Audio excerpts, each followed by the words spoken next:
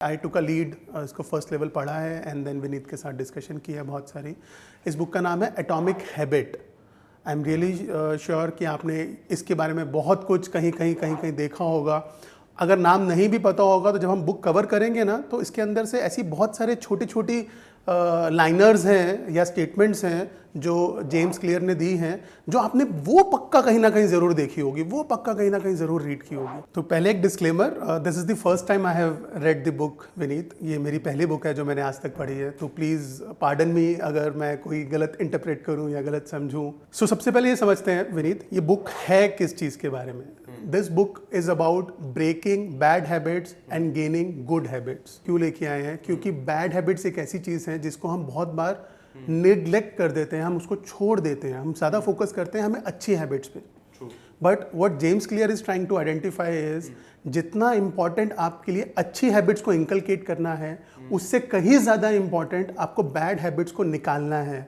क्योंकि अच्छी हैबिट्स को टाइम लगता है कुछ सफलता देने में, कुछ रेजोनेट करने में, कुछ इम्पैक्ट लेके आने में। बैड हैबिट्स डे 1 पे इम्पैक्ट लेके आती है। सो बैड हैबिट्स को आपको पहले छोड़ना है और अच्छी हैबिट्स को साथ साथ लेके जाते जाना है। बट इस किताब का सारांश या मूल मंत्र क्या है?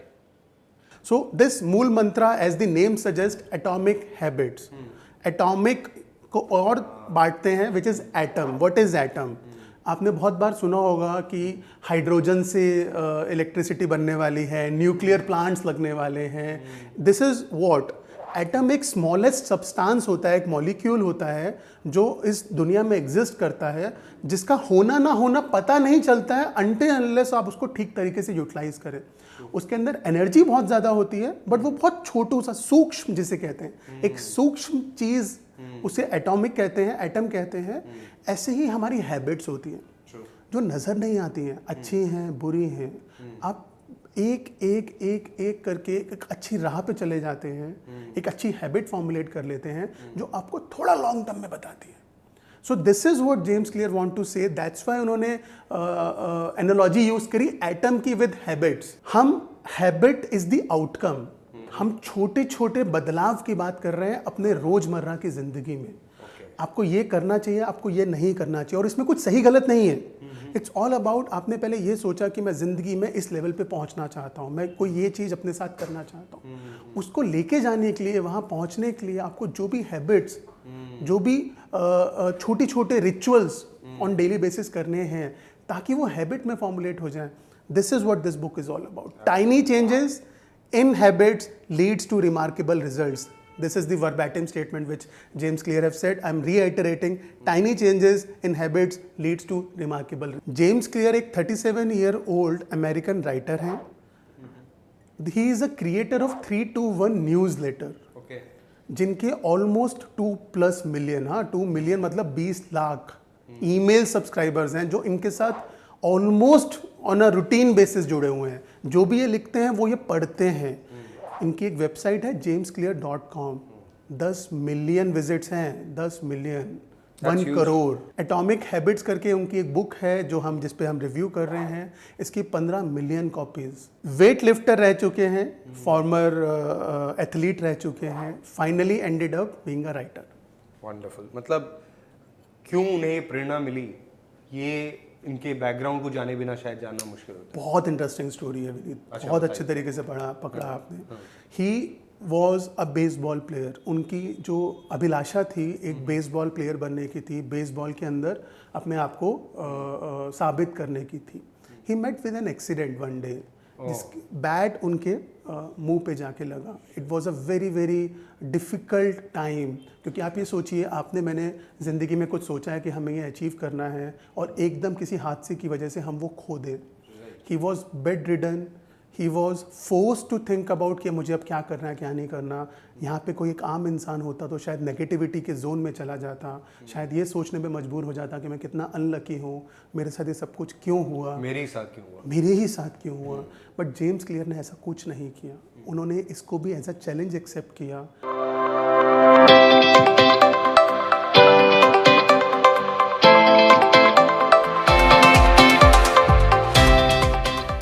फंडामेंटल्स हैं पहले बुक के, देयर 7 पॉइंट्स जो मैं ढूंढ पाया पूरे बुक के अंदर, जो बेसिक्स हैं हैबिट फॉर्मुलेशन के। उसमें पहला फंडामेंटल है लॉ ऑफ कंपाउंडिंग, जो विनीत अपने लास्ट वीडियो में बहुत अच्छे से समझाया था, but for the convenience of people जो इस वीडियो को पहली बार देख रहे हैं, मैं रीआइटरेट करना चाहूँगा। कंपाउंडिंग इज समथिंग जो एड ऑन होता है, and this is a universal law which is true in almost every sphere of your life, be it love, be it relationship, be it money, be it habit formulation, be it knowledge. अब ये सब चीजें ऐसी हैं, हम जितना ज्यादा लेके जाते जाएंगे ना, उतना आपको वो हेल्प करती चली जाएगी। फाइनली आपके पास एक अथाह सागर हो जाता है, बूंद बूंद करके आप एक सागर भर पाते हो, जो आपको बहुत हेल्प करता है। तो पावर ऑफ कंपाउंडिंग पे ना एक है दैट आइंस्टाइन, एल्बर्ट आइंस्टाइन को ये बोला जाता है कि उन्होंने ये बात कही कि that is the 8th wonder of the world. इतना ज़्यादा important Albert Einstein, which is one of the best brains of our on the world, he said this. तो क्या होता है, बहुत लोगों को एक्सपोनेंशियल ग्रोथ समझ नहीं आती, हमारा दिमाग लीनियर ग्रोथ पे वर्क करता है, जैसा हमने आगे डिस्कस किया था। तो ये इंडिविजुअल की हैबिट्स पे भी वर्क करेगा आई एम श्योर, और ये सारी चीज़ों पे वर्क करता है। थोड़ा थोड़ा मिलाते जाओ और लार्ज बनाते जाओ, स्मॉल मिलाते जाओ, लार्ज बनाते जाओ। तो पावर ऑफ कंपाउंडिंग वहीं से निकल के आई है। हाँ, तो आप 7 पॉइंट बताने वाले थे। दूसरा पॉइंट है boiling point theory. As the name suggest, आप कभी अगर किचन में आप गए हैं और आपने पानी गर्म करने की कोशिश की है, अब जैसे एक यूटेंसिल में पानी डालते हैं, गैस पे चलाते हैं, उसको गर्म करते हैं, शायद पहले 2 सेकंड, 5 सेकंड, 10 सेकंड उसमें कोई व्यक्तिगति नहीं होती है, कोई भी उसके अंदर टर्बुलेंस नहीं होती, आपको पता नहीं चलता कि वो गर्म हो रहा है या नहीं हो रहा, कोई एक्टिविटी नहीं होती है। And then there comes a moment, 10 second बाद, 12 सेकंड बाद, जब उसमें बुलबुले उठने लगते हैं, जब आपको महसूस होने लगता है कि जो आपने 10 सेकंड पहले एक्टिविटी की थी, फाइनली उसका रिजल्ट आने लगा है। This is what we called boiling point theory. यही चीज अप्लाई करते हैं विनीत हमारी हैबिट्स में। आप आज कोई भी हैबिट करोगे, बुरी और अच्छी, शायद एक दिन में आपको रिजल्ट नहीं आएगा। आप जंक फूड खाना शुरू करोगे, आप एक दिन में ओबीज नहीं हो जाओगे। आप एक्सरसाइज करना शुरू करोगे, आप एक दिन में एथलेटिक बॉडी नहीं ले लोगे। Over a period of time आप उसको अर्जित करते चले जाते हो। After a certain point of time आपको उसके अंदर एक गतिविधि नजर आती है, जिससे आपको पता चलता है कि फाइनली पानी गर्म होने लगा है। सेम चीज अप्लाई करती है विनीत हैबिट्स के अंदर, जो आपको शायद इमीडिएटली आपको पता ना चले कि उसमें कुछ फर्क आया नहीं आया। आप आज से कुछ गलत काम करना शुरू कीजिए, आप आज से कुछ गलत जंक फूड खाना शुरू कीजिए, आप अगले दिन से ओबीज नहीं हो जाएंगे। It takes a time. आप आज से वर्कआउट करना शुरू कीजिए, आप अगले दिन से एथलीट नहीं बन जाएंगे। It takes a time. Same चीज applies for habit, that is आप आज शुरू कीजिए और बी पेशेंट। एक बॉइलिंग पॉइंट आएगा जब आपको दिखाई देने लगेगा, रिफ्लेक्शन दिखाई देने लगेगी, और उस टाइम पे आपको और अच्छा लगेगा। इसको एक और उन्होंने टर्म दिया है, that is प्लेटू of latent potential. थोड़ा जार्गन लग रहा है, जार्गन है, मैं दोबारा रिपीट करता हूँ, प्लेटू ऑफ लेटेंट पोटेंशियल। सो उसमें वो क्या कहना चाह रहे हैं कि टाइम और रिजल्ट एक प्रोपोर्शन में नहीं जाता है। आप टाइम आज 4 दिन लगाएंगे, 4 दिन में 4 घंटे लगाएंगे, शायद रिजल्ट 0 है, और 5वें दिन आपने 1 घंटा और लगाया, रिजल्ट एकदम से 100 हो जाए। सो टाइम और रिजल्ट एक प्रोपोर्शन में नहीं जाता है। टाइम ऐसे चलता है, रिजल्ट ऐसे जा रहा होता है, और जो बीच में एरिया होता है उसको हम कहते हैं डिसअपॉइंटमेंट। उस डिसअपॉइंटमेंट से लड़ना और वेट करना कि आपका रिजल्ट आपके टाइम को ओवरकम कर जाए, is patience. This is what he is trying to say in boiling point theory. इसमें ना 2 बातें ऐड करूंगा। एक किताब मैंने पढ़ी थी जिसका नाम है टिपिंग पॉइंट। वो एग्जैक्टली इसी पूरी कॉन्सेप्ट को पूरी एक किताब में ऑथर ने समझाया है। बहुत ज़बरदस्त किताब है दोस्तों, और उसमें बताया गया है जो ये वीडियोस वायरल होते हैं, या ये कोई चीज़ सेंसेशन बन जाती है, या ट्रेंड चलने लग जाते हैं। मान लीजिए एक अचानक से आप देखेंगे कि एक तरह के कपड़ों का ट्रेंड है, राइट। ये सब उन्होंने समझाया ये कैसे क्रिएट होता है। आपको अचानक तो ऐसा नहीं है ना कि सब लोग एक जैसे कपड़े एक ही दिन डिसाइड करके आ गए। एक पॉइंट तक ना खुद समझ नहीं आता है, फिर सडनली ग्रोथ होने लगती है। तो वो है टिपिंग पॉइंट। वो आपकी भाषा में कह दें तो बॉइलिंग पॉइंट थ्योरी हो गई। And I think this is very very relevant. But Puneet, एक क्वेश्चन आ रहा है मेरे दिमाग में कि बैड हैबिट्स और गुड हैबिट्स तो अलग अलग तरह से बिहेव करेगी। फॉर एग्जाम्पल जब बैड हैबिट होती है, मैं ये पर्सनल एक्सपीरियंस से आपको बता रहा हूँ कि दोस्त लोग बैठे रहते थे कॉलेज के दौरान, और जनरली जो सुट्टा पीते थे, सिगरेट पीते थे, वो दूसरे को कहते हैं यार एक पफ मार कुछ नहीं होता, या एक बार में एक कश में कुछ नहीं होगा। फिर मैं देखता था जो एक कश मार लेते थे वो दूसरे दिन दूसरा कश भी मारते थे, और धीरे धीरे ये हैबिट फॉर्म हो जाती थी। Correct, right. जबकि गुड हैबिट में कोई खींच के लेके जाता था, चल जिम चल, वो 2 दिन होती फिर बंद हो जाता। यानी गुड हैबिट से ठीक उल्टा बैड हैबिट्स के केस में इंस्टेंट ग्रेटिफिकेशन, या मुझे तुरंत मजा आ रहा है, इसलिए शायद वो जल्दी फॉर्म होती है वो हैबिट्स। आपने बहुत अच्छे तरीके से समराइज करी है विनीत। यही सारी डिस्कशन हम आगे वाले चैप्टर्स में करने वाले हैं। सो मैं इसको अभी के लिए पार्क करता हूँ और मैं इसको पक्का से एड्रेस करूंगा मेरे आगे वाली चीज़। ठीक है। सो वापस आते हैं दोस्तों, we are talking about the fundamentals and basics of habit formulation. इसमें से कुछ चीज़ें ऐसी हैं जो ऑथर ने यूज़ करी हैं, कुछ चीज़ें ऐसी हैं मैंने सरल करने के लिए अपनी भाषा दी है। तो अगर आप गलती से बुक को पढ़ेंगे तो शायद आपको ये ना मिले, प्लीज बाद में डांटिएगा मत कि आपने ऐसे वर्ड्स क्यों यूज कर लिए। This is my version of atomic habits. Perfect. Coming back, so Vineet, now the thought process is, आज तक, बचपन से लेके आज तक हमें हर बार समझाया गया है आपका गोल क्या है। Goals are very important. Goals are very important. आपने कितनी तवज्जो दी है गोल्स को? गोल सेट करना तो शुरू से देखिए सिखाया गया है कि मुझे फर्स्ट आना है, मुझे ये इतने पैसे जमा करने इस गोल के लिए। और फिनेंशियल प्लानिंग में भी हमेशा गोल बेस्ड फिनेंशियल प्लानिंग के ऊपर लोग ज़्यादा इंपॉर्टेंस देते हैं। करियर के अंदर कि मुझे डॉक्टर बनना है, ये मेरा गोल है, तो गोल तो मुझे लगता है बहुत इंपॉर्टेंट है। मुझे 2-3 सवाल पूछने हैं आपसे गोल्स के बारे में, प्लीज आंसर कीजिए। सबसे पहले बताइए, गोल आपके हिसाब से शॉर्ट टर्म होता है या लॉन्ग टर्म होता है? गोल्स तो जनरली लॉन्ग टर्म ही होंगे। परफेक्ट। व्हेन आई से long term, I am talking about years, I am not talking about weeks और मंथ्स। अब आप एक बात बताइए, आपने एक गोल फॉर इंस्टेंस रखा कि मुझे फिनेंशियल फ्रीडम लेनी है, जैसे आपने लास्ट बुक में बताया था, आपने कहा मुझे 25 गुना अपने एनुअल एक्सपेंस का जमा करना है, this is my goal. Correct. अब उसको करने में तो आपको 10 साल, 20 साल, 30 साल लगने वाले हैं। अब जब तक वो हासिल नहीं होगा, जब तक वो हासिल नहीं होगा, 25 गुना तक नहीं पहुंच पाएंगे, तब तक आपको लगता है आप खुश रहेंगे? सही क्वेश्चन पूछा आपने। और पुनीत, यही सबसे बड़ी प्रॉब्लम होती है कि जो अभी मैं कह रहा था, इंस्टेंट ग्रेटिफिकेशन नहीं है, मैं देख नहीं पाता उस गोल को अचीव करते हुए, तो मेरी मोटिवेशन कहीं ना कहीं डाई डाउन होती है। मुझे बहुत ज़्यादा अपने आप को मोटिवेट रखना पड़ता है उस गोल की तरफ जाने के लिए, और मोटिवेशन ख़त्म तो वो गोल की तरफ भागना भी ख़त्म, तो शायद मैं डॉक्टर भी ना बन पाऊँ, या शायद मैं वो गोल के लिए पैसे भी जमा ना कर। बहुत बढ़िया। दूसरा क्वेश्चन, इसको उल्टा कर देते हैं एग्जांपल को। सपोज करो आपने 20 साल का गोल, आपकी लॉटरी लग गई, आपने बहुत अच्छा सा कुछ काम किया और आपने 2 साल में पूरा कर लिया। अब आपके पास 25 गुना हो गया, आपका गोल अचीव हो गया। अब क्या करने वाले हैं? ये तो एक है बात कि वो गोल पहुंचने के बाद या तो एक खालीपन सा आ जाता है, क्या करें नहीं करें, और कुछ केसेस में ये होता है कि गोल पोस्ट ही शिफ्ट हो जाता है। आज जैसा मैंने लास्ट टाइम बता रहा था कि भाई होंडा सिटी खरीद ली, तो अब नेक्स्ट गोल तुरंत ही चेंज हो जाता है, और उससे जो मज़ा आना है वो 5-10 दिन में ही ख़त्म हो जाता है। एक्सबॉक्स, जैसे मैं अभी बच्चों का देख रहा था, एक्सबॉक्स के लिए वो जिद कर रहे थे, जैसे ही उन्हें मिलेगा, मुझे पता है 10 दिन के बाद वो ख़त्म। तो 2 बहुत इंपॉर्टेंट बातें विनीत आपने कही। गोल अचीव होते ही पहली चीज, चांसेस आर हाई कि आप उस पैसे को, उस गोल को जो आपने अर्जित करने में इतना समय लगाया, इतने सपने देखे थे, आप उसे वेस्ट कर दो। करेक्ट। दूसरी चीज, क्योंकि आपको पता नहीं था गोल अचीव करने के बाद करना क्या है, आपने कोई हैबिट नहीं बनाई थी अपनी, तो अब आप क्लूलेस हो गए। एब्सोल्युटली। सेम यही चीज जेम्स क्लियर इस बुक के अंदर कहते हैं। तो वो क्या कहते हैं, गोल वर्सेस हैबिट। सबसे पहली बात वो ये कहते हैं, गोल इज ओवररेटेड।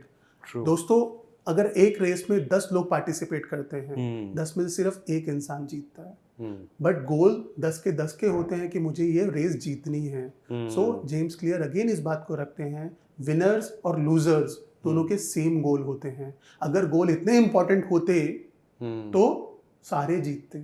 सही बात है। दूसरी बात जो वो कहते हैं, वो ये कहते हैं कि गोल अचीव करने पे मोमेंटरीली सेटिस्फेक्शन मिलती है। आपने सोचा मुझे इस लेवल पे पहुंचना है, अब आप पहुंच गए, जैसे विनीत ने बोला, गोल्स शिफ्ट होते रहते हैं। उस क्षण भर के लिए आपको सेटिस्फेक्शन मिलेगी, अगले ही क्षण में आपको लगेगा अब मैं क्या करूं। अगर आपकी हैबिट फॉर्मुलेट नहीं हुई, उस गोल तक पहुंचने की प्रतिक्रिया को आपने अपने अंदर इम्बाइब नहीं कर लिया, तो चांसेस आर वेरी हाई आप 100 किलो से 70 किलो पे आए, अब आप फिर से मोटे हो जाएंगे, फिर से ओबीस हो जाएंगे। And I am not saying मोटा होना गलत बात है, आई एम जस्ट सेइंग जिसको पतला होना है उसके लिए मोटा होना दोबारा गलत बात है, क्योंकि उसने बहुत मेहनत से यहाँ पे पहुंच गया। Correct. So second thing which he wants to say is habit formulation is more important than goal.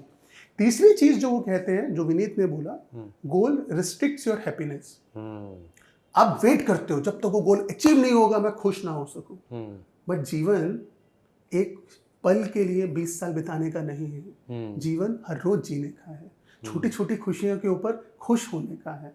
So what he says, आपने सोचा कि मैं आज 5,000 रुपए सेव करूं या आज 1,000 रुपए सेव करूं और आप कर पाए, सेलिब्रेटेड। और सेलिब्रेशन का मतलब बाहर जाके वो 1,000 रुपए खर्च करना नहीं है। सेलिब्रेट का मतलब अंदर से प्रफुल्लित होना है, अंदर से खुश होना है, अपने आप को पैट ऑन योर बैक कहना है कि नहीं, मैंने जो सोचा था मैंने वो कर दिया। This will give you again very good advantage over formulating that habit, keep on doing that habit, जो आपको बहुत ज्यादा हेल्प करेगी। और चौथा और बहुत इंपॉर्टेंट पॉइंट, गोल्स आपकी लॉन्ग टर्म प्रोग्रेस को लिमिट कर देते हैं। एक लेवल के बाद आप क्लूलेस हो जाते हो अब मैं क्या करूं। हैबिट जो होती है वो फॉरएवर होती है, गोल क्षण भंगुर होता है, एक क्षण के बाद वो खत्म हो जाता है। Habit is forever. पुनीत, इसमें ना एक दो बातें ऐड करूंगा। लाओ त्से हैं चाइना के बहुत बड़े फिलोसोफर, और पूरी ईस्टर्न फिलॉसफी में ये कहा जाता है कि आप अपने जीवन की जो दिनचर्या है या आपकी जो लाइफ है, आप जो हो एज ए इंडिविजुअल, उसको चेंज करने में अपने आप को लगा दो। करेक्ट। कंपेयर टू किसी चीज को चेज करने में जो कि गोल्स हैं, राइट। तो अगर हम पूरी ईस्टर्न फिलॉसफी को समझें तो goals are less important, what you are as an individual, जो आपकी पर्सनैलिटी है, जो आप हो, वो ज्यादा इंपॉर्टेंट है। तो कहीं ना कहीं जो मुझे समझ में आ रहा है, please correct me if I am wrong, कि ये कहना चाह रहे हैं कि आप अपने आप को चेंज करो। आप खुद को कैसे देखते हो अपनी नजरों में, वो अगर आप चेंज करोगे तो आप शायद right way of living which is small habits के द्वारा खुद को चेंज कर पाओगे, compare to just chasing a goal जिसका आपसे कनेक्शन नहीं है, वो एक्सटर्नल है।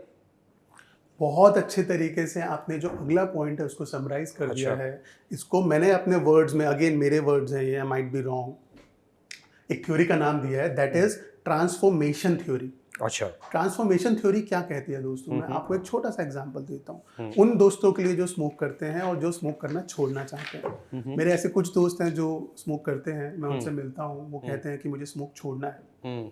तभी एक दूसरा दोस्त आता है और कहता है एक ले लेना यार, क्या फर्क पड़ जाएगा। और वो कहते हैं ठीक है कल से छोड़ दूंगा। अब वो मुझसे पूछते हैं क्योंकि मैं स्मोक नहीं करता हूँ, और मैं उनको बोलता हूँ दोस्त मैं स्मोक नहीं करता हूँ। अब मुझसे कोई नहीं पूछता है। सी द डिफरेंस, मैं स्मोकर हूं और मैं स्मोकिंग छोड़ना चाहता हूं, विज़ मैं स्मोक नहीं करता हूं। तो आपको सबसे पहले अपनी सोच को ट्रांसफॉर्म करना पड़ेगा अगर आप कोई भी हैबिट लेके जाना चाहते हैं। अगर आपको लगता है कि आप राइटर हैं, आप राइटर बनना चाहते हैं, तो आप मानो आप राइटर हैं और आप आज से जर्नल करना शुरू कर दो विदाउट थिंकिंग कि कौन क्या सोचेगा, कौन क्या कहेगा। आप राइटर हैं। अगर आपको लगता है कि आप स्मोकर हैं या स्मोकर नहीं हैं, इधर वेज, तो आप आज से बोलना शुरू करो, मानना शुरू करो मैं तो स्मोक करता ही नहीं हूं। अगर आपको लगता है कि आपको प्रोफेशनल बनना है, आपको एथलीट बनना है, तो आप मान के चलो आप एथलीट हो और आप तो सुबह उठ के भागना आपको अच्छा लगता है। आपको कोई बोल नहीं रहा है, आपको किसी ने गन पॉइंट पे नहीं बोला है कि आप करो वरना आपको शूट कर दिया जाएगा।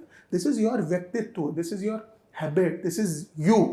This is sounding so amazing Puneet, because एकदम वो लग रहा है कि मैं खुद को चेंज कर लूं, जो आपने कहा कि खुद को एक तरीके से डिफाइन करना स्टार्ट कर दूं, तो मुझे फिर मोटिवेशन की इतनी जरूरत नहीं है। करेक्ट। क्योंकि मैं तो वो हूं ही, मुझे तो वो करना ही है। मुझे कल सुबह उठ के 5 बजे भागना है, ये अपने ऊपर एक प्रत्यारोपित कर दिया मैंने, मुझे ये करना है, उसके लिए मोटिवेशन। मैं भागता हूँ, मुझे अच्छा लगता है भागना, लगता है। और ये मैं जितना अपने माइंड को समझाऊंगा, माइंड मेरे को, मेरी बॉडी को उसके लिए प्रिपेयर करेगा और मैं खुश होके ये काम करूंगा। परफेक्ट।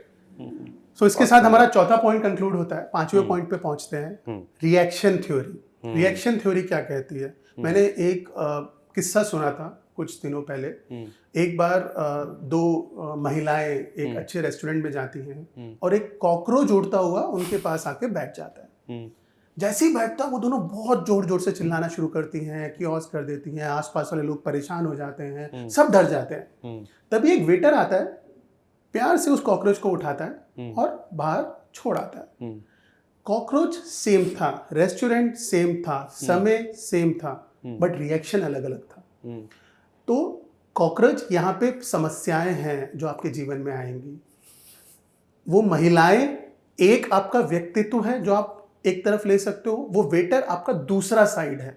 आपको चूज करना है कि जब भी कोई प्रॉब्लम आपके जीवन में आ रहा है, आपको शाउट करना शुरू करना है, आपको चिल्लाना शुरू करना है, आपको परेशान फील करना है, या आपको बहुत काम कंपोज होके उस परिस्थिति से लड़ना है। सो जेम्स क्लियर कहते हैं हम सबको समस्याएं जीवन में एक जैसी आती हैं।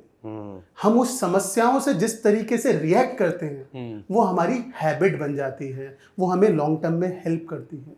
दूसरी बात जो वो कहते हैं वो ये कहते हैं कि हैबिट इज ऑटोमेटिक।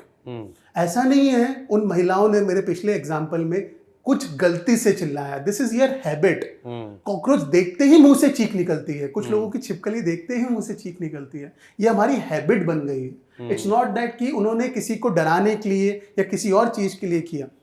रिसर्चर्स ने बोला है दोस्तों, रिसर्चर्स ने, this is out of the book, 40 to 50% of the activities which you do on your daily basis is out of your habit. आपको पता भी नहीं होता है कि आप वो काम कर रहे हैं, बट आप करते हैं। This is out of your habit. उसे हम हैबिट भी कह सकते हैं, उसे हम ऑटो रिस्पॉन्स भी कह सकते हैं, कि हम एक ऑटो पायलट मोड पे रहते हैं। ठीक है, एक बहुत अच्छी किताब है थिंक स्लो थिंक फास्ट, मैं हाईली रिकमेंड करूंगा। जो लोग अच्छी रीडिंग करना चाहते हैं ये किताब पढ़ सकते हैं।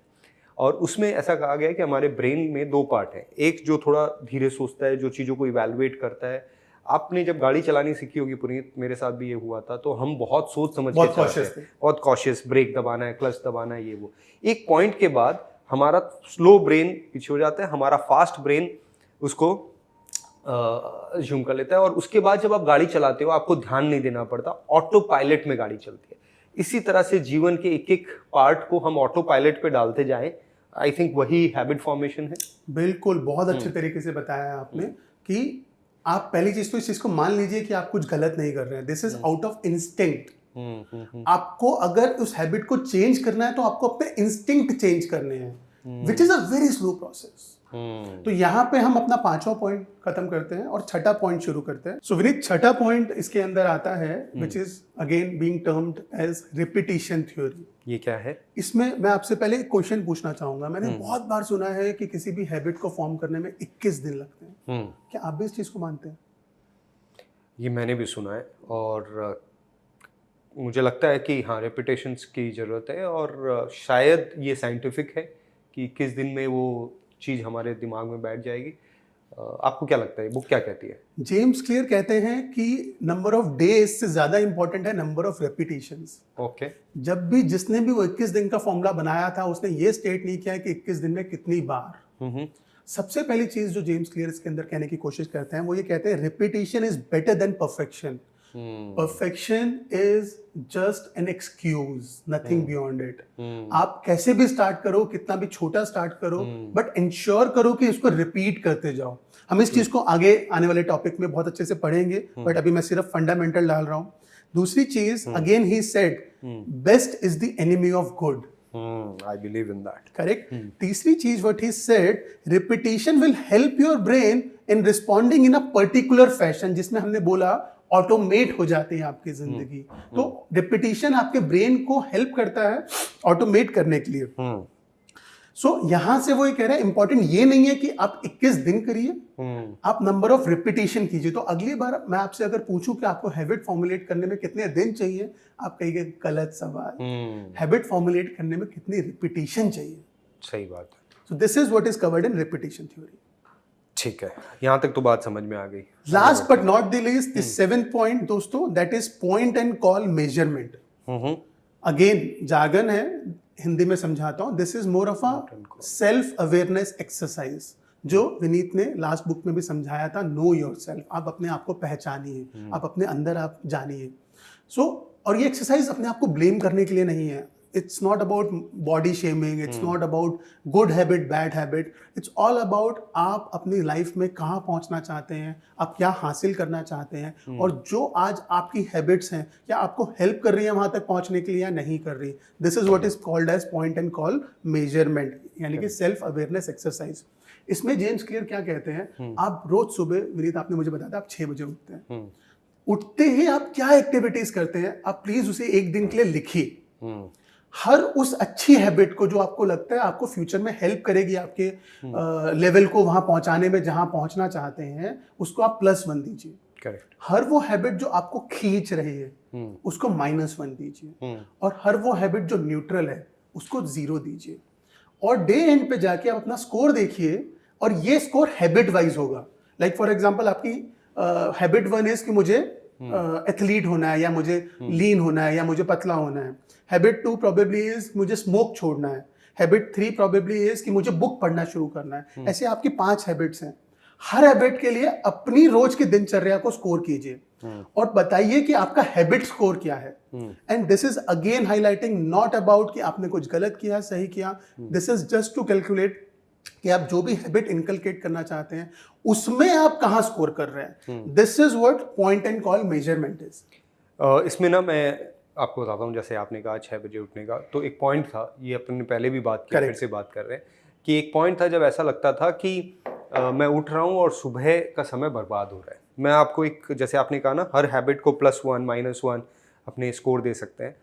तो उठ के फ़ोन देखना, मैंने देखा ये सबसे कॉमन चीज़ है, मेरे लिए भी था. उठते ही सबसे पहले मैसेजेस चेक करना.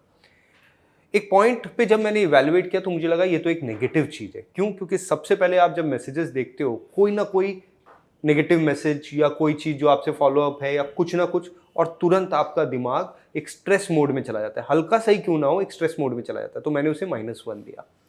फिर मैंने इस -1 देने की वजह से और कुछ दिन इवैल्यूएट करने की वजह से मुझे समझ में आया कि मुझे ये नहीं करना है. कम से कम उठने के 1-1.5 घंटा बाद मैं फ़ोन देखूंगा. Sure. दुनिया में कुछ चेंज नहीं हो रहा. मैं 6 बजे उठ रहा हूँ, 7:30 भी फ़ोन देखता हूँ, तो कुछ चेंज नहीं हो रहा. Sure. इसकी वजह से life is more peaceful from 6 to 7:30 then the day starts. तो उस 6 से 7:30 के दरमियान कुछ पॉजिटिव हैबिट्स को बिल्ड करने का मौका मिला, क्योंकि स्ट्रेस फ्री था वो समय. सो दोस्तों, विनीत ने तो अपना हैबिट स्कोर बताया. I would love to see your habit score. Please comment section में बताइएगा कि आप किस हैबिट पे जाना चाहते हैं और उसका स्कोर आज की डेट में आपका क्या है. और वही चीज़ आप 1 महीने बाद दोबारा जाके बताइएगा कि आपने क्या हैबिट स्कोर हासिल किया. दोस्तों, इसे प्रैक्टिकली करने के लिए मैं आपको कुछ टिप्स देता हूँ. आप जितने काम करते हैं, उठते हैं, ब्रश करते हैं, वो एक हैबिट है, राइट? तो उसे भी लिखें. फिर आप चाय पीते हैं सुबह उठते ही, उसे लिखें. फिर आप क्या क्या करते हैं, एक एक स्टेप को लिखें और उसको अपने हिसाब से एक स्कोर दें कि वो +1 है, -1 है या 0 है, न्यूट्रल है, राइट? इस एक्सरसाइज को करके ही सेल्फ अवेयरनेस बढ़ेगा और आप it will be very helpful. जितना बारीकी से लिखेंगे दोस्तों उतना हेल्प होगा. परफेक्ट विनीत. तो अब आगे बढ़ते हैं अपने बुक के रिव्यू में. एकदम. सो फंडामेंटल्स, यहाँ पे हमने 7 स्टेप्स फंडामेंटल्स फिनिश कर लिए.